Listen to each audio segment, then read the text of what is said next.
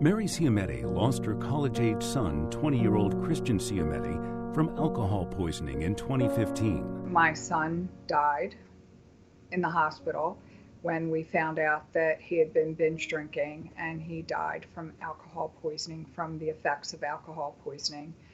I was home from work, and then I was literally grieving and laying on a couch, and I couldn't do anything.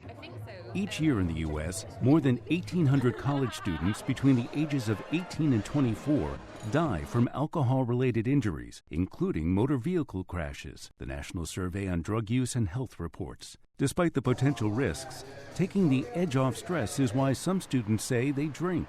Definitely for students, at least nowadays, a lot of it is stress. Students like to work hard, play hard mentality, and they, after a long week of classes and overachieving, they want to head to the bar, head to the club, head to their friend's house and drink. But experts disagree that drinking relieves stress.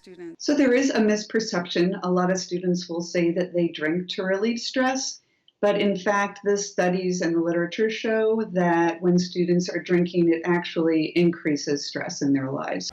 Mitchell urges for stricter alcohol policies at colleges. We encourage colleges to adopt policies that reduce the access to alcohol, that send the message to students that alcohol and excessive alcohol use are not a normal part of your college experience. My husband got a phone call. Siametti, who now runs a nonprofit to educate young people about the harms of binge drinking, admits that as a parent, she should have been more vigilant of her son's activities.